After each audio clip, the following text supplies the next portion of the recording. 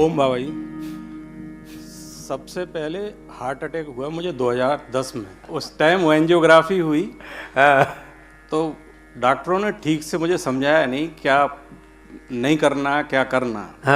उसके बाद 2014 में फिर एक दफे अटैक, फिर दोबारा आ गया हार्ट अटैक। आज सुन लो, ये जितने भी बाईपास एंजियोप्लास्टी करा के बैठे हो, पेस में लगा के बैठे हो, 5 साल बाद में दोबारा पटाखे फूटने वाले हैं। योग में आ जाओ, नहीं तो वही चक्र को। फिर दोबारा क्या किया भाई साहब? 2014 में फिर मैं दिल्ली में एक हॉस्पिटल में गया, तो वहाँ पे पहले उन्होंने एंजियोग्राफी की। एंजियोग्राफी करने के बाद मेरी मिसेस साथ में थी। एक्चुअली मैं आर्मी से रिटायर हूँ तो फ्री ट्रीटमेंट था।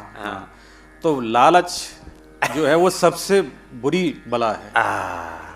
तो मेरी वाइफ से उन्होंने कहा कि अभी एंजियोप्लास्टी हुई है और एंजियोग्राफी हुई है, इसी में एंजियोप्लास्टी कर देते हैं। तो उन्होंने एग्री कर लिया, बोला फिर आपको बार बार आने की ज़रूरत नहीं है और पैसे तो लगते ही नहीं थे, कर लो तो कर दो।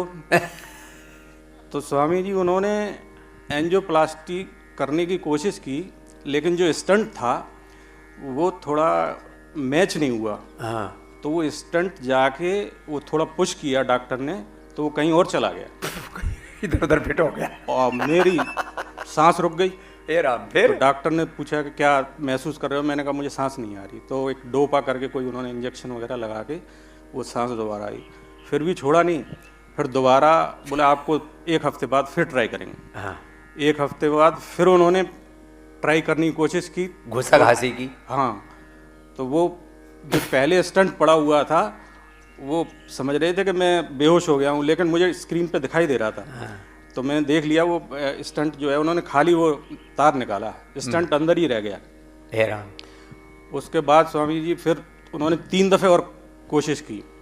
तो जहाँ वो वायर जहाँ तक पहुँचता था वहीं मुझे बेहोशी आने लगती थी। तो फिर उन्होंने कहा कि आप थोड़ा सा और रुको। तो 10 दिन ICU में रखा मुझे। उसके बाद मैंने जब अपनी हालत देखी तो जो कैद के जो वो आते थे तो मुझे ये लगता था कि अब ये मुझे पकड़ के ले जाएंगे।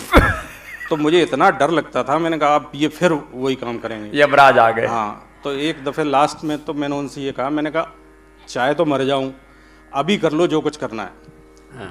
तो फिर उस दिन वो डॉक्टर साहब कहीं बाहर गए थे, विदेश में जाते हैं, तो वो आया ही नहीं, तो उन्होंने किया नहीं। बोले आप 8 दिन और रुको।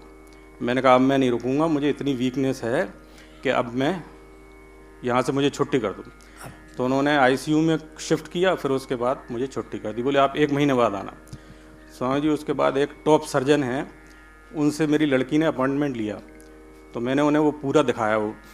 तो उन्होंने कहा आपको इस चीज़ की ज़रूरत नहीं थी, लेकिन अब मैं इसके ऊपर कोई कमेंट्स नहीं करूँगा, आप अभी नॉर्मल हैं। आप बिरादरी की बात है डॉक्टर।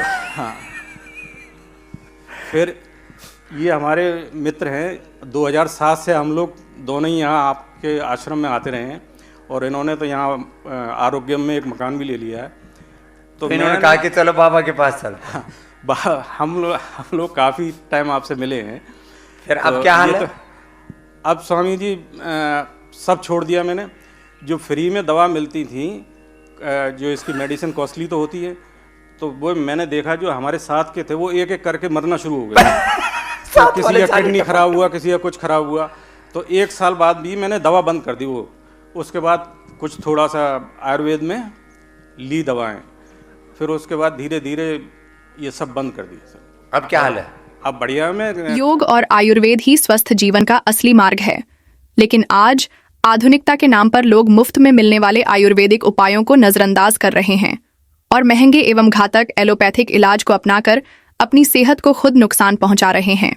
जब तक उन्हें इसका एहसास होता है तब तक बहुत देर हो चुकी होती है।